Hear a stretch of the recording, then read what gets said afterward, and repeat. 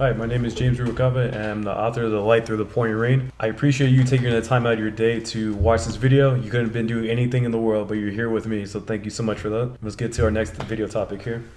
All right, so let's talk about your writing process. So let's start off with how did you start the writing process? I started it when COVID hit. So during that time, like everybody else, I just thought I was gonna take a couple of days off, a couple of weeks off, and then be able to get back into the gym and everything. And I think that's what the world had thought. We were just gonna take a couple of weeks off. No one anticipated a whole year, but that's what happened. After my 15 to 20 pound weight gain, I noticed in the mirror one day like I can't keep doing this. Like I felt uncomfortable. I felt bloated. I just didn't like it. So what I started to do was I started to go on walks and I started to run once or twice a day. My whole purpose behind the run and to lose weight wasn't because I was getting too fat. I was trying to impress somebody. It was actually because I needed a clearer mind space. So I wanted to get the high of the run, get the endorphins going, and then I wanted to be able to benefit off of that high and be able to start writing. So the coronavirus and the whole pandemic happened to present itself, 5, 4, 3, 2, 1 type moment where here, this is what you asked for, this is what you've been daydreaming of, here you go. Yeah. So once I started to establish a routine every single day, I would wake up, go on a run, come back, write a chapter or two, write a paragraph or two, whatever I was comfortable, whatever I was writing about that day, because there was days where I was crying my eyeballs out on the pen, the pad. I was crying my eyes on the table. There was times I had to take breaks. So I would step away from when I needed to, and I would come back to it. If I needed an additional walk, I would take it. If I needed to just, what, I can't write today, I wouldn't. Um, every single day presented a different challenge and a different opportunity. So it really just all started with a daydream, and it started with just kind of God's grace. It's just an opportunity that I had always daydreamed of presented itself. hmm would you consider while you were writing this book like as a day journal in a way?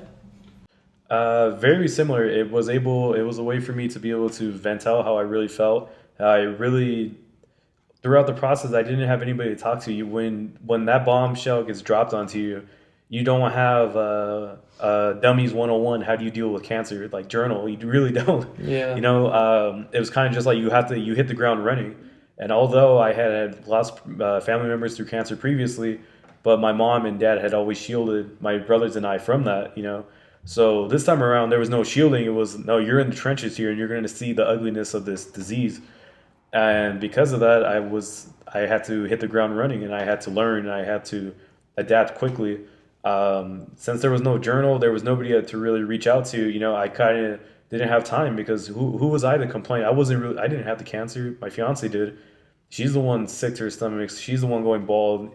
Her social life is winding down. It's completely gone.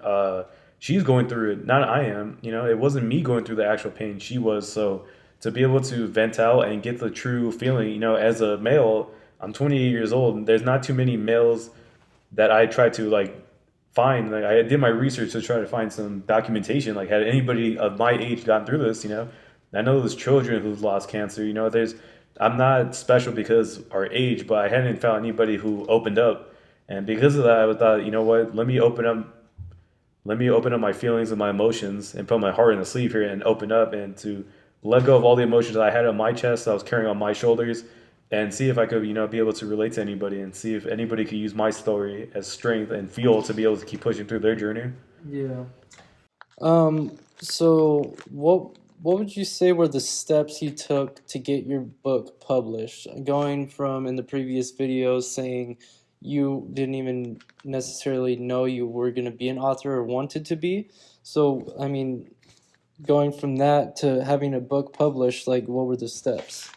It was very scary at the time when I imagined being a book writer. I always had the same look. I always imagined the stereotypical person in a denim jacket, denim jeans, boots. They're in a cabin somewhere in Wyoming. Like you don't know these people; they just magically pop up. I thought you had to look like that to even start. And I had the complete opposite look of that. I have tattoos, piercings of I'm younger and stuff like that. Like I just thought you had to hit a certain age and have a certain look to even be able to do that, and that's the farthest from the truth. My first writing process is the first step was actually just putting the pen to the pad, was actually just writing. it wasn't, my success wasn't on the first try. It wasn't just straight writing the pen to the pad. Next thing you know, 500 pages popped up. It was a process to get through. But the story, as long as you get your story out first, I think that's the best starting point. I wouldn't try to skip steps. I would definitely try to be able to get your story down, perfect it as much as you can before you start to reach out to people. And once I kind of did that, and I was satisfied where I left off at, and I knew where I had goals for long term plans, the book. Once I was satisfied, I started to reach out, where I started to send my book script to different publications, different authors, and I did my very best, But at times I was running into just no answers, no responses, no left unseen. I went through just like any other up and coming author did, but eventually I just kept throwing enough shit on the wall, and eventually something stuck. Where author reached back out to me. God bless her, by the way, because we do have a nice friendship now. I did reach out to her via Instagram, and next thing you know, like, I'm not saying to flood authors or publications Instagram DMs, but it's just happened to be the opportunity I was presented, and that's what I did with it. Okay. So lastly for this video, do you have any advice for, let's say, someone like me, if I were to even start writing or try and, publish a book of my own? Sure, I would definitely say it's going to start with the story, no matter what. If it's sci-fi, if it's fiction, nonfiction, if you have a story to tell, put the pen to the pad and start writing it down. And don't hesitate to keep writing and writing and writing. Do rewrites, cross things out, scribble, whatever you need to do to get the story out to where you're satisfied. Because if you're not satisfied, you put that book out, you're going to be eating yourself away. You're going to think woulda, coulda, shouldas. When you need to be satisfied on your own, you need to literally satisfy yourself here in these books before you put it out into the world.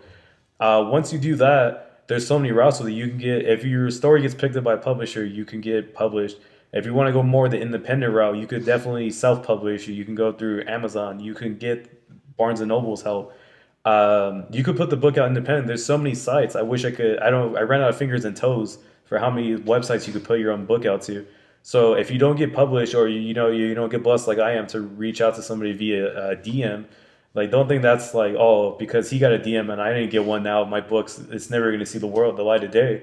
That's the farthest from the truth. You could literally right now put a pen to the pad, write a 10-page book and really publish it yourself. If you really get satisfied with the book, that's number one. Two, start reaching out to editors, reach out to people who can make a book cover, reach out to publications if you want to go that route. Self-educate with Amazon and Barnes and Noble. You could really see there's no limit to what you could do there. You could publish as many things as you want. So don't let anything hold you back. Any up and coming like writers, don't think that you have to stick to one script and that's it, one blueprint. It's not one size fits all. Everybody has different ways to get to the same destination. So don't let anything deter you away from the goal. Thank you so much for watching our YouTube video. We definitely appreciate it. Thank you so much for spending a time or even one moment of your day to be with us. Once again, my name is James Ruvalcaba and my cameraman is Josh Drop. You can buy my book, The Light Through the Pouring Rain, on my website, thelightthroughthepouringrain.com, on Amazon.com, or on Barnes & Noble. Links will be right below me right here. Future reference here for our Q&As. If you have any questions for myself, our cameraman Josh, or about the book itself, leave your questions in the comments below and we definitely will get to them in a future video. As always, thank you so much for your time.